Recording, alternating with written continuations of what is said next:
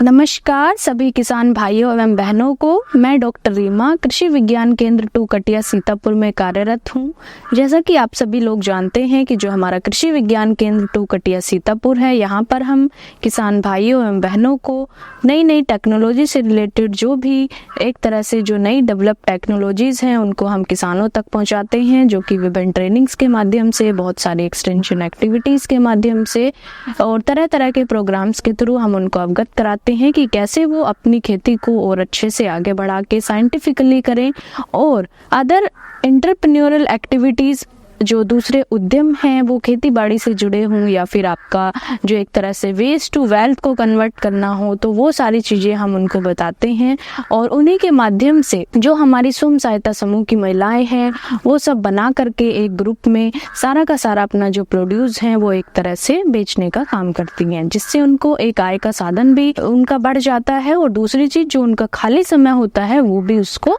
उपयोग कर लेती हैं। जैसा कि आप सभी लोग जानते हैं कि जो हमारे गांव की महिलाएं हैं उनके पास बहुत सारा खाली समय होता है, जिसमें वो अपने विभिन्न तरह की जो उनकी क्रिएटिविटी है वो करती हैं। जैसे कि बहुत सारी महिलाएं जो हैं सिलाई कढ़ाई का काम करती हैं और बहुत सारी महिलाएं हैं जो क्राफ्ट मटेरियल्स बनाती हैं, बहुत सारी महिलाएं हैं जो अपना खाली समय बहुत सारी चीज़ों बनाने के लिए उपयोग करती हैं। तो आज इस वीडियो में मैं आप लोगों को बताऊंगी कि एक वेस्ट मटेरियल से कैसे आप वेल्थ क्रिएट कर सकते हैं। यानी कि जो हमारी तालाबों में आप लोग देखते हो जो जलकुंभी है उसका जो फाइबर है वो बहुत सारी चीज़ों को बनाने में काम आता है। उसको छोटी छोटी कटिंग कर ली जाती है सुखा करके, जब देखी कि अच्छे से सूख गया है उसको कटिंग करके रख लिया जाता है। फिर कटिंग करके उसके जो एक तरह से स्ट्रैंड्स होते हैं उसको बना लिया जाता है अच्छे से, और ज़्यादा दिन तक उसके जो बने हुए प्रोडक्ट हैं उन पे बहुत ज़्यादा दिन तक उनको सुरक्षित रखा जाए तो उसको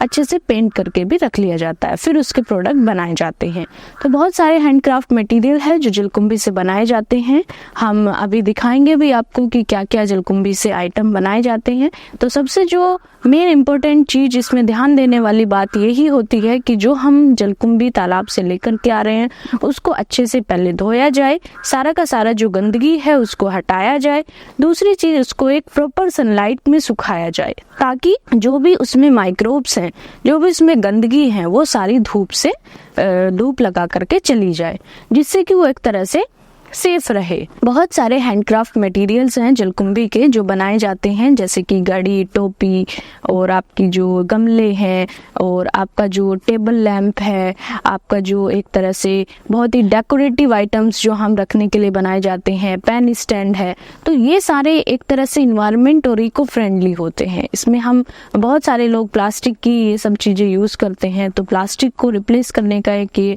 बहुत ही अच्छा सोर्स हो सकता है अगर हम जलकुंभी की बात करें। इसके साथ ही साथ जो जूट है उसके भी बहुत सारे प्रोडक्ट्स बनाए जाते हैं। जैसा कि हमारी संस्कृति में पहले से चला आ रहा है कि जूट के हम प्रोडक्ट इस्तेमाल करते हैं, तो जूट और जलकुंभी के साथ साथ भी बहुत सारे डेकोरेटिव आइटम्स बनाए जाते हैं, डलियां बनाई जाती हैं जो कि आजकल आप देखने को मिलती हैं। कोई भी हम एग्जीबिशन में जाते हैं, बहुत सारी जगह पे हमें जलकुंभी के पर्स, जलकुंभी की डलियां और भी बहुत सारे आइटम देखने को मिल जाते हैं। तो अंत में मैं यही कहना चाहूँगी कि जो हमारे गांव की महिलाएं हैं जिनके पास बहुतायत मात्रा में समय होता है वो, और जिनके आसपास तालाब हैं या फिर जलकुंभी उनके पास लगी हुई है, जैसे कि अगर हम पूर्वी उत्तर प्रदेश और बिहार की बात करें तो बहुत सारे तालाबों में हम देखते हैं कि जलकुंभी बहुत ज़्यादा मात्रा में होती है, या और भी बहुत सारे प्लेसेस हैं, हर जगह पे हम लोगों को जलकुंभी देखने को मिल जाती है। तो इस जलकुंभी का आप उपयोग कर सकते हैं और बहुत सारी आपके जो क्राफ्ट मटेरियल्स हैं वो भी बना सकते हैं। बहुत बहुत धन्यवाद